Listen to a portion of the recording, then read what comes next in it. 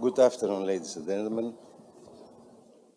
Thank you for having so patience and to see so many people at the theater right now. I'd like to thank the organizers very much for their invitation and also our panelists.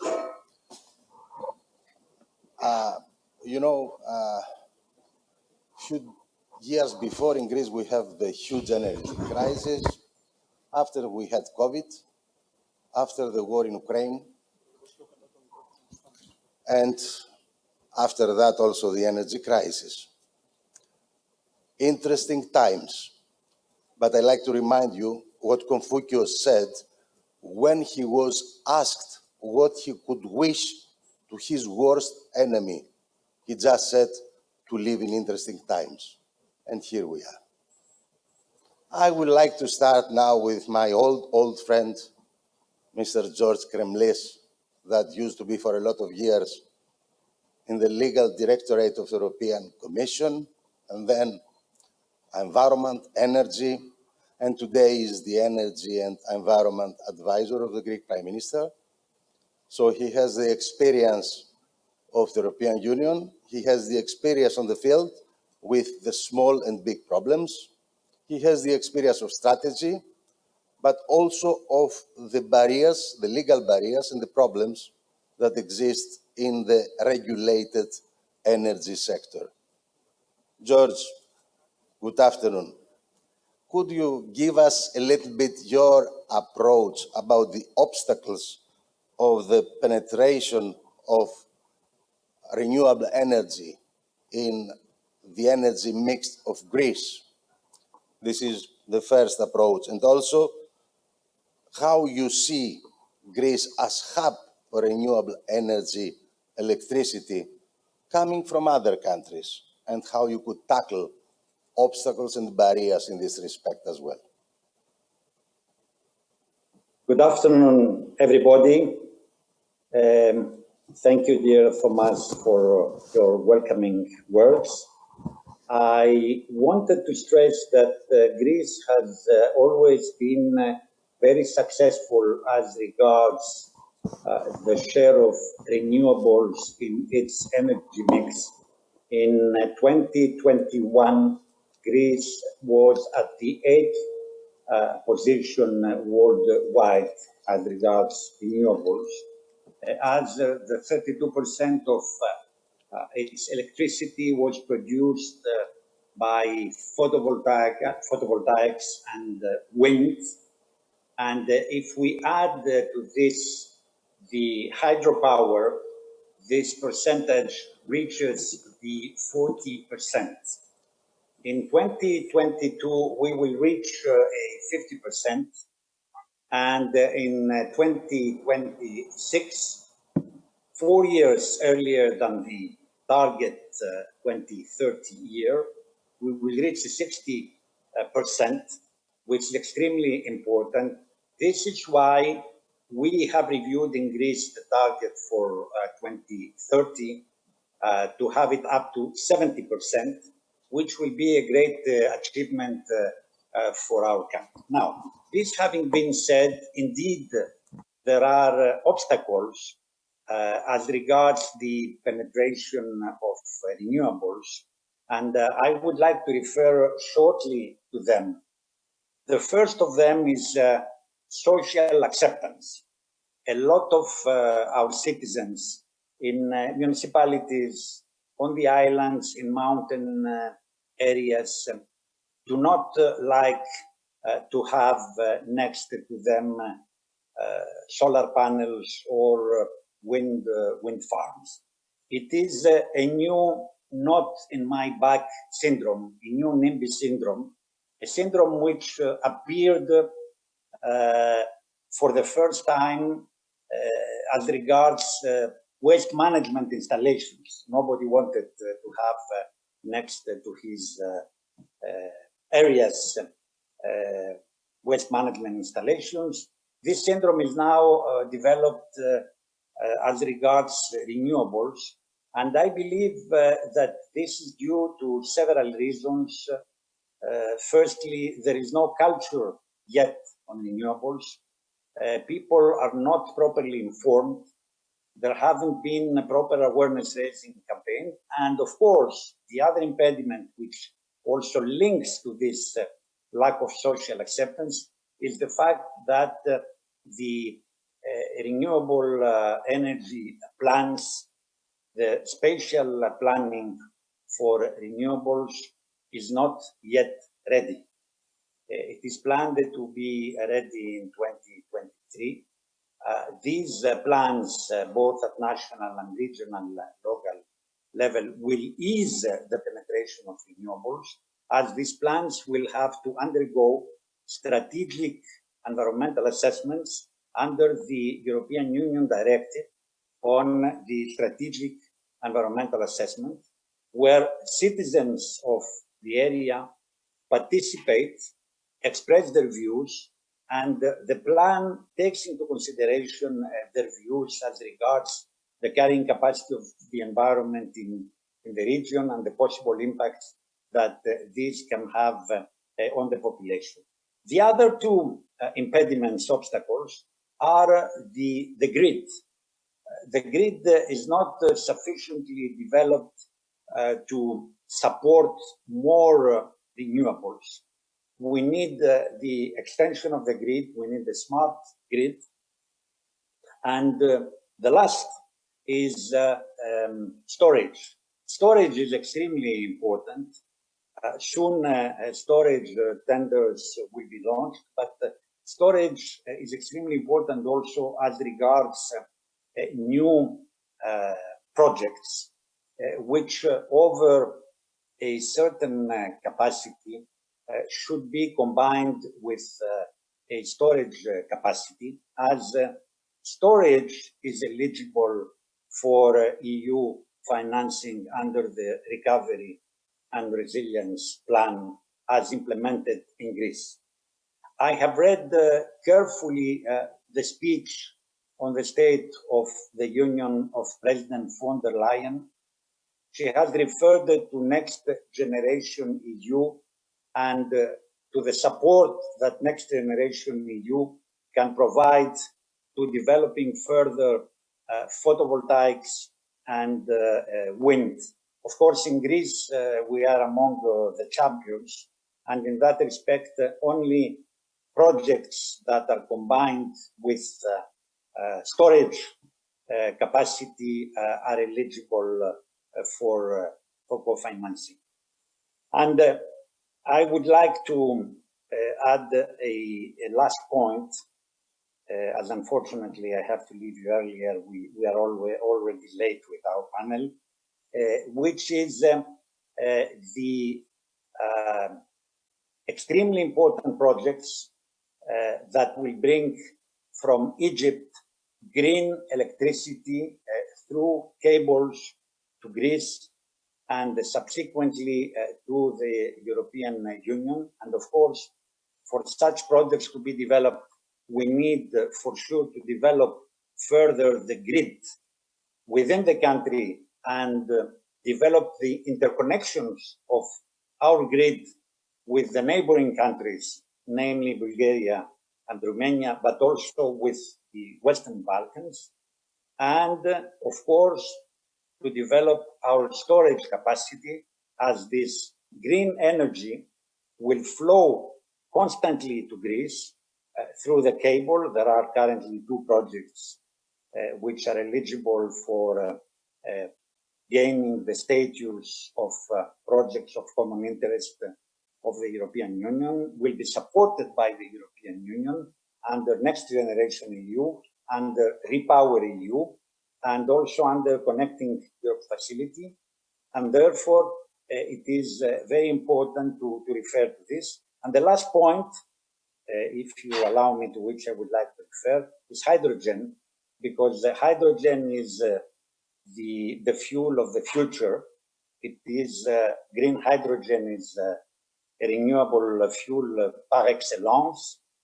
It can be imported to Greece through pipelines, and in that respect, I believe that the East Med now, with the new discoveries in Cyprus, in the block number 6, the project becomes bankable, and this is a great opportunity for the European Union to bring the gas of Israel, of Egypt, and of Cyprus to the European Union through this pipeline. Of course, there are critical issues as regards the exclusive economic zone and problems that Turkey might raise. There is a plan B to connect and bring this gas to Egypt, and through an onshore pipeline reach the point in Egypt which will enable a vertical pipeline to Crete or possibly to the Greek mainland.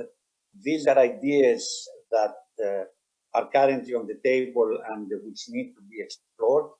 And in any case, what I wanted to say is that the gas pipelines from now on are to be conceived as dual pipelines with a view also to transporting hydrogen, as in the future, hydrogen will be using the gas pipelines exclusively.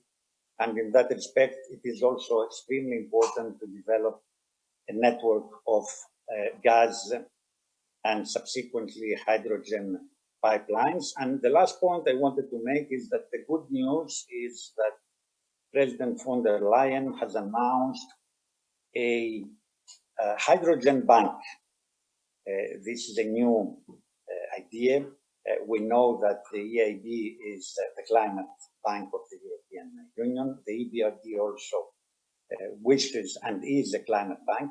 But here we are talking about a hydrogen bank fund with a dotation of 3 billion to start supporting hydrogen. This is really good news. And I close my intervention by saying that in the recovery and resilience plan of Greece, there are amounts to support hydrogen projects, which are important. Up to now, unfortunately, out of the 700 billion of Next Generation EU, only 100 billion have been absorbed. The challenge to absorb the remainder is huge.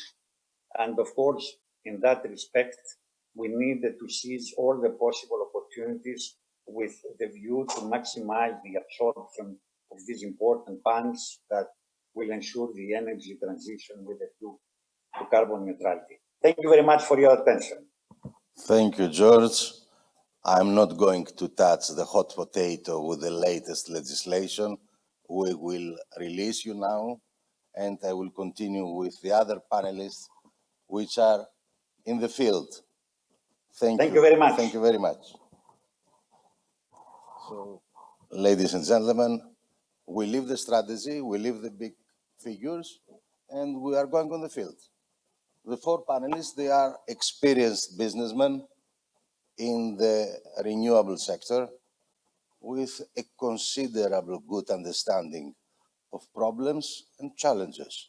And I'd like to start from Mr. Contis, who is advisor of the CEO of Ameresco, a huge American company that lately is placed and doing a lot of things in Greece, not only constructing, not only investing, a lot of things. And Mr. Kontis, in reality, is leading all this process in the Greek field.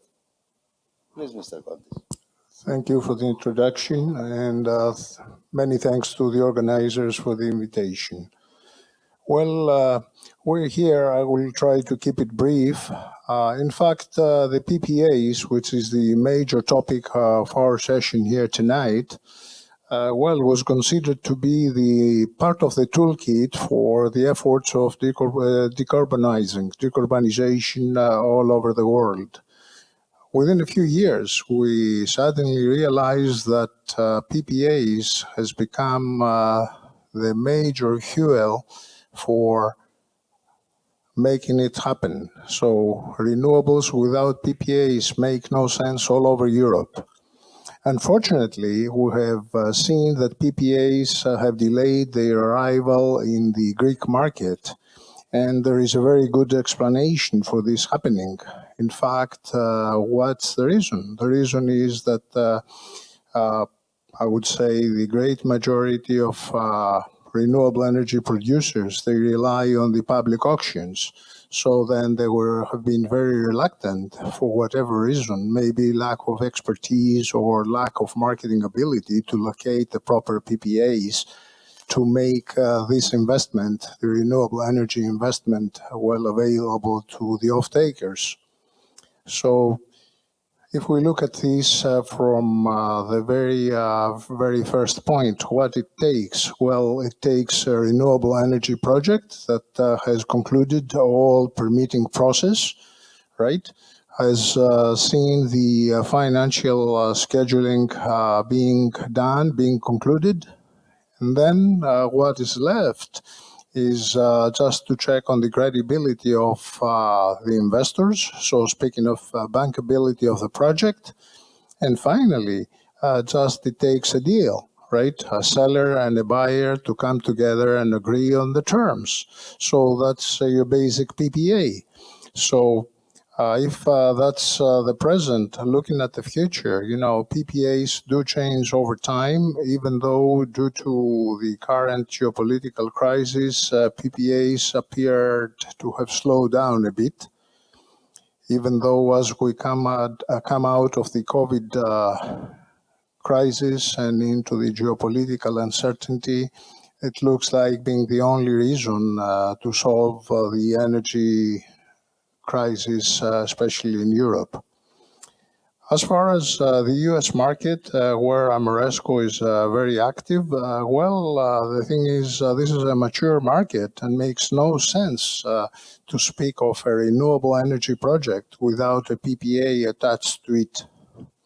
In fact, we look at the future, and now no PPAs, are called in. For example, we have a project, and the major players are AWS, Amazon Web Services, Microsoft, and Google. So what we have to do is we have to produce, using renewables, energy necessary for the full operation of a crypto search operation someplace in the Midwest. So what you see described right here is nothing else but an investment in renewables coupled with PPAs since early on. So we're not producing and then just looking to market our offtake. We're not looking for an offtaker. The client, the very investor, is the offtaker as well. So if we look at the future, this is a very good example. Finally, without wasting our time, I would say that through the efforts of renewable energy production, we're trying just to satisfy the demand, right? However, trying to curb the demand, the ever demand curve. So maybe we do forget at times the concept of energy efficiency. And working for Ameresco, I cannot help it but refer very fervently in favor of energy efficiency and trying to curb demand for energy. Energy efficiency is just another source, another fuel, not intermediary, no intermittent problems. So energy efficiency may be the next solution to the problem on a global basis. So we are here to do this for the Greek government, speaking of the public sector, doing efficiency projects and other initiatives for government buildings, but also for the private sector of the economy, including technology, food, transportation and logistics, and many more. Thank you. Thank you very much, Mr. Contis. And now we'll pass to Mr. Stefanos Lialios, extremely experienced developer and res businessman in several continents. Now he is running here Cero Generation, the affiliated of the huge Macquarie funds. And Stefanos, could you tell us, after your experience around and then here, what are the real obstacles that you see in the penetration of res in the energy mix of Greece? From the investor perspective, because we are mainly investors, not actual developers. So from the investor perspective, for us, I will disagree a little bit with Mr. Contis that there is a slowdown in PPAs. We haven't seen this. We've been working with the Green Investment Group and the Macquarie Capital have been working with PPAs the last 6 years, and we see an influx of new opportunities coming up. In fact, I mean, it's a bit sad, but the current situation has helped a little bit this because people just understood how cheap green energy actually is and how stable it is. And at the moment, we don't have the projects to cover the demand. I mean, if today I had 5 gigawatts of projects ready, I could sell the power tomorrow. So on that side, I would say PPA is a natural evolution of the market. It's not a big secret. The moment that green energy became much cheaper than anything else that is used for energy today, it's the way to go and leave the state aids behind, because we as an investor, we don't like working with governments. We don't like working with state aids. We think it is a liability for the future. We prefer much more to work on an open market rules. So on that side, I will disagree a little bit with you on the PPA. So PPAs are really booming. Projects we don't have.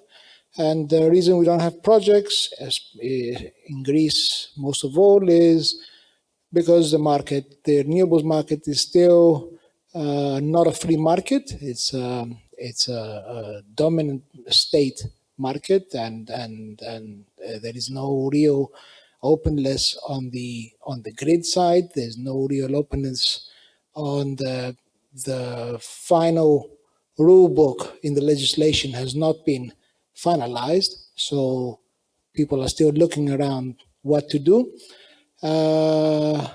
So incomparable for example, the UK market, where the rules are standard and everybody knows what to do, it's much easier over there. But Greece is a country in a transition, economically and socially, so this should be expected. And that refers also to the rest of the countries in the Balkans.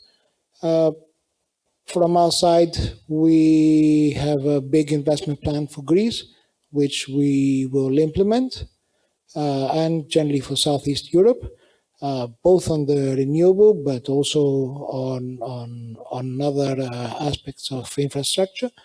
So things are not going that great, but they're not going that bad. So lately, with the new legislation, the law 4964, the famous Article 87 that imposes levy of 2 euros per kilowatt hour, it makes some considerable changes in your business plans, and at the same time, it is contradicting with REPowerEU targets. True. I mean, every tax, because this is essentially a tax, you cannot disguise it as something else. This 2 euro on the PPA is a tax, and as with every tax, it will just increase prices to the final consumer. I don't want anybody to believe in for any moment that a company will reduce its profits and its long-term scheme just because there's a new tax. The new tax will be paid by the general public. So for me, it doesn't really make any sense. If we are striving for cheap energy, then we should avoid taxes as much as possible, because the final consumers is the retail sector, is the industrial sector, and it's the homes and people. So if we're really striving for cheap power, then we have to regulate the investors, but the investors are in a constant flux of competition, so the price will go down. There's, Macquarie is one company, but there are hundreds of other large funds like us. So everybody will try to squeeze as much as possible from a market, but competition will always drive the prices down as it's, and that is not a capitalist concept. I know sometimes it seems that it doesn't happen, but it actually does on all aspects of life. For us, we concluded the first private PPA in Greece, so we know exactly what we're doing. We did the first project that we really didn't want any state aid on that. When I was saying this back about 8 months ago that we are doing a project and we're going to do it with a private PPA, people really didn't understand what I was referring to. From the moment we concluded it, which is not as easy as Mr. Contis says, it is a very difficult process because you're not selling lemons or something extra tangible. So from that moment, everybody understood that that's the way to go. And if people saw that in the latest auction, there was much less participation, and the prices actually went higher than the previous auction, which is an indication of the market drives everything else. Thank you for your realistic approach, which is breaking eggs, but thank you. Thank you very much, Stefanos. And we'll pass to Mr. Konstantinos Zygouras, a battle-tested developer, constructor, and also investor in several continents. Although he's young, he's running fast. So I'd like to understand from your experience in several continents, how here in our area, in Greece, you see all the issues that in reality are creating problems in all the process of REPowerEU plans, and what you could expect to see in order to overcome the obstacles and barriers. Thanks a lot, Thomas. You said before that we're living in very interesting times. Since 2006 that we are in this sector, I can tell you that being involved in this sector, you are guaranteed an adventure. So it has been an adventure. We see always legislations change, the requirements change, and again, although there is a big demand for constructing new projects, there is lack of really good projects to invest, as Stefanos said. And also, we have now problems with the supply of materials. We have problems actually on the ground constructing projects. And we put all the efforts in order to be able to accelerate this energy transition. The problems are similar in all countries, in all regions. There's nothing very special in Greece. Development is slow everywhere. There are a lot of approvals to be taken, and everywhere, everyone is very reluctant not to take in consideration all the environmental permits and grid connection approvals that need to be, let's say, in the first stages of the development.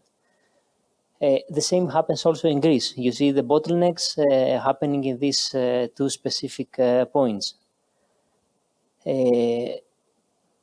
We're trying to offer to our customers an holistic solution. That's why we try to be also in the development part, in the construction part, and also in the investment part. Understanding the investors and trying to enter in their position in order to offer them optimized solutions to make sure that they gain more value from our proposals. In Greece, we've seen that the big problems have not started yet. Like there are only few projects that are ongoing. It's a time for synergies, this is for sure.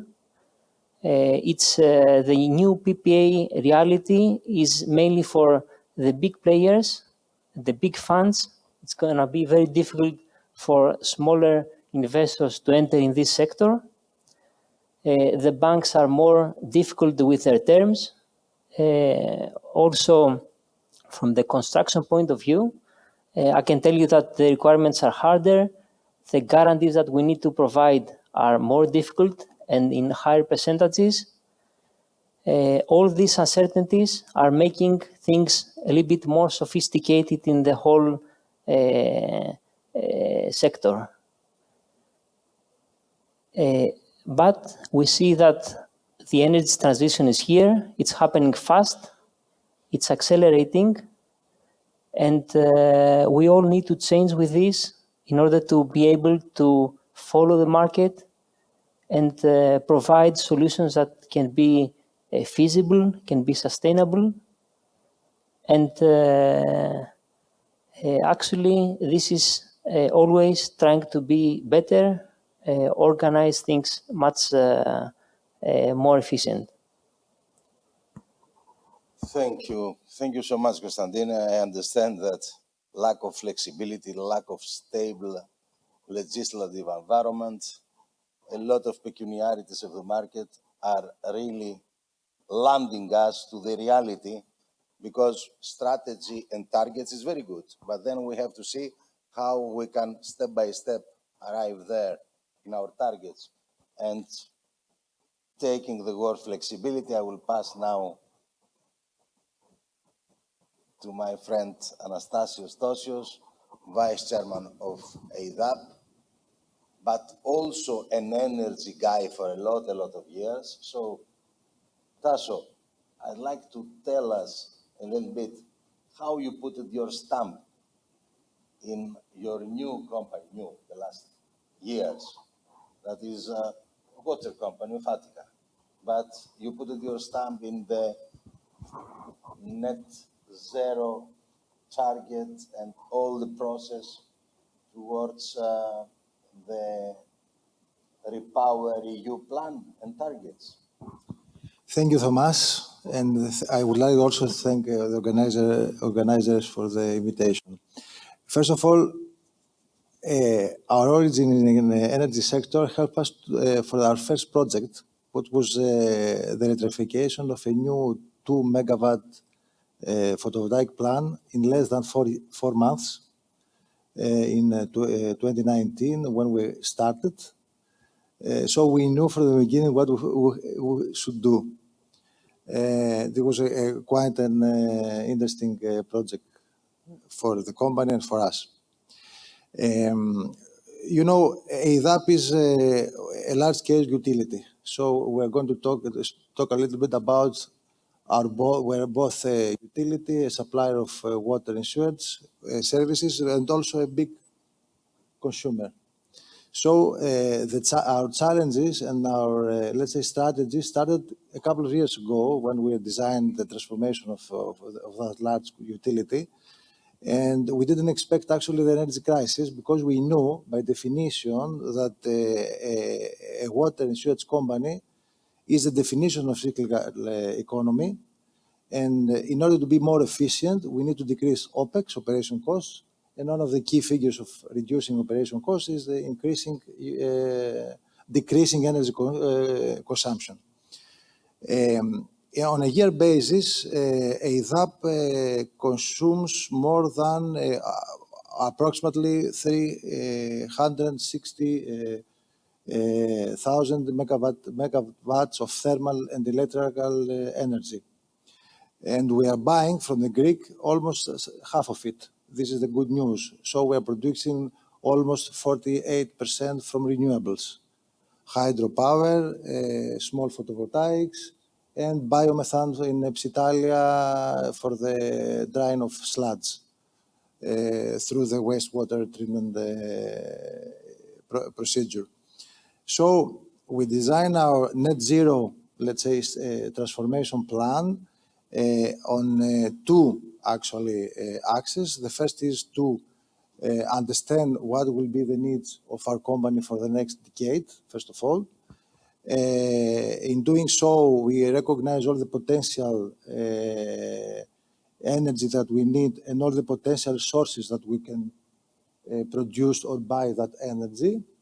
And in doing so, this is one actually strategic pillar, and the second strategic pillar is to find all the financing schemes that could help us in order to reduce our production costs, which actually could help us to keep stable our prices to the end consumer.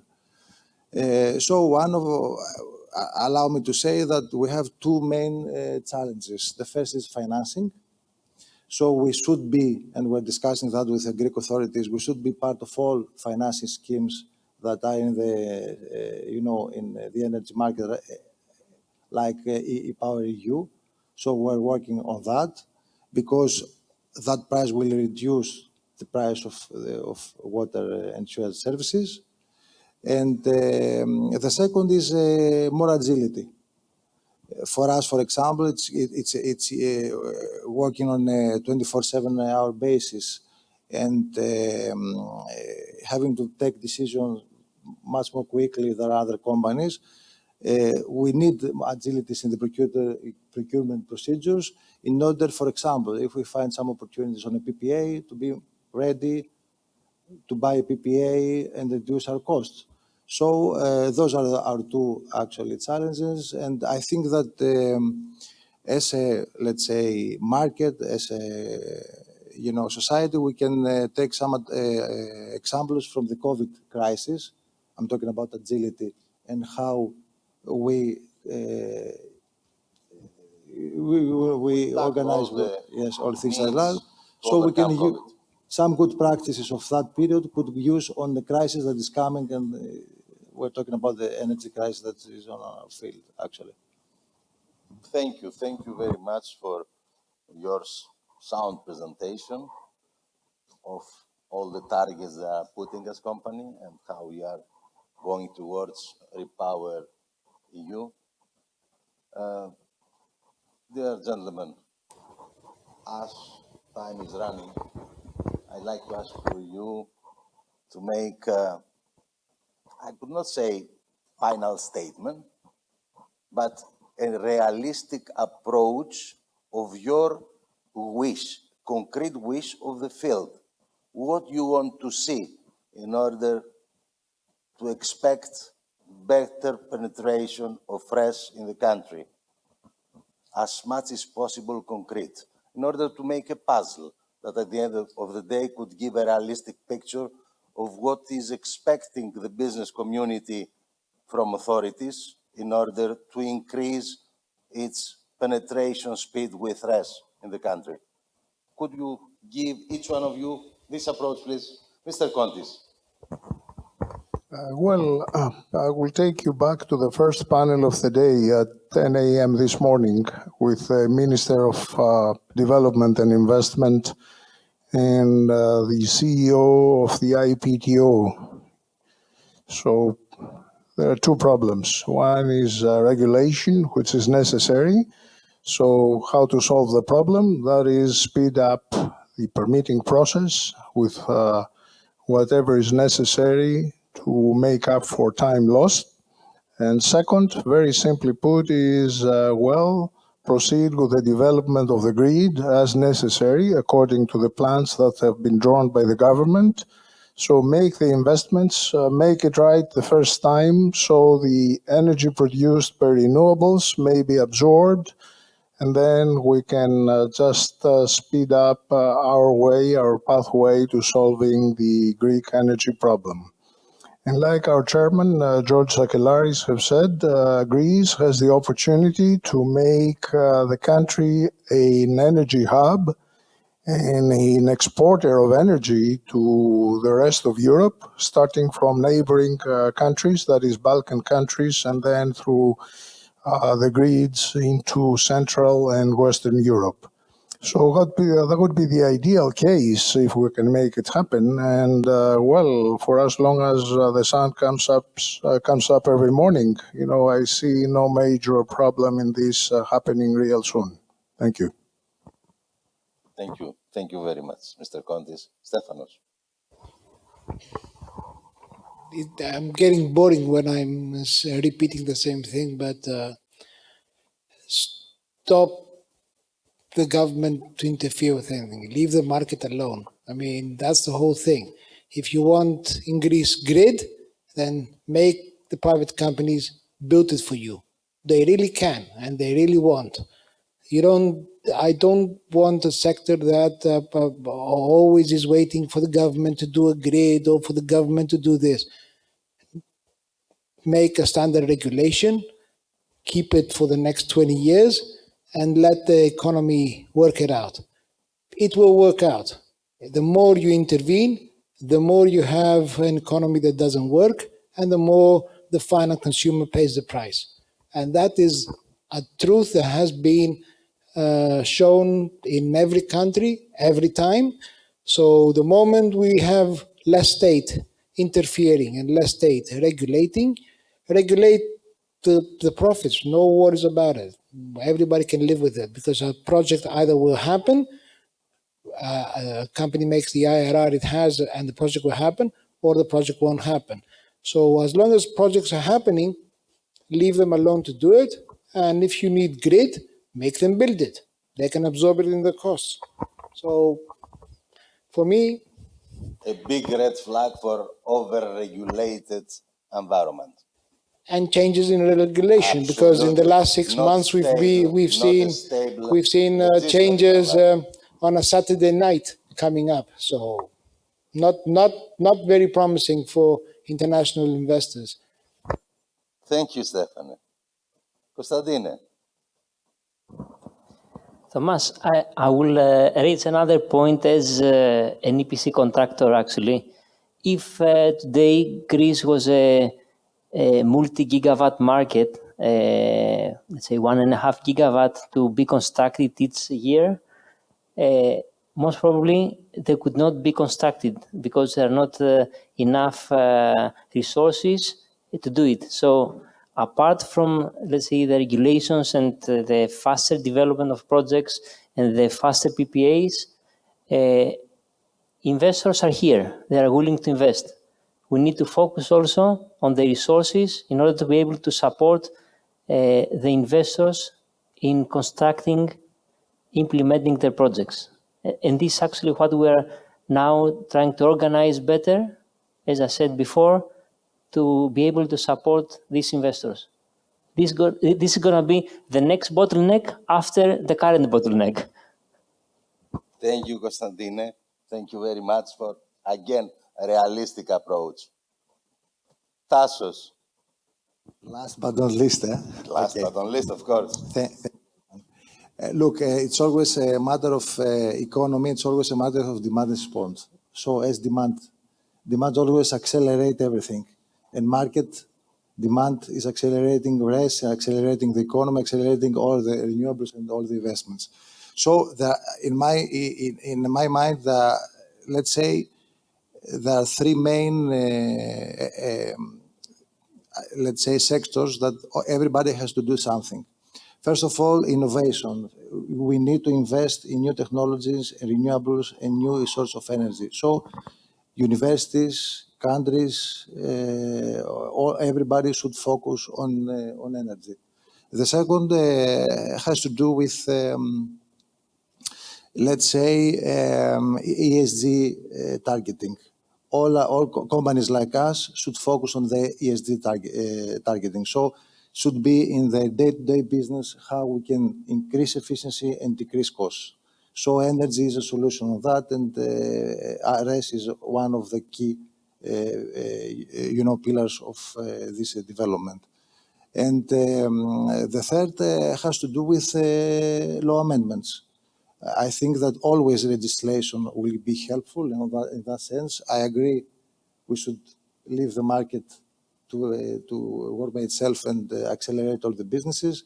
So amendments should be on that sense, to help companies to be more effective and be more efficiency. And understanding the regulation better, talking about ourselves as a utility, we know how the regulation works.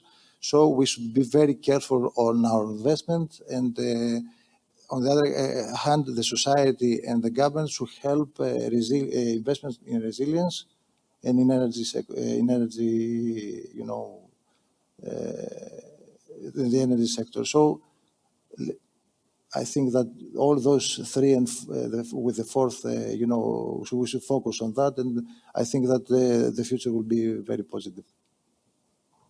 Thank you very much, Tosios. Ladies and gentlemen, we had also different pictures from strategies and figures and statistics, very, very down to the earth, from our excellent panelists, which are businessmen, and they are in the field, and they do with the business. Thank you very much for your patience, and I hope that we will have a great, great weekend.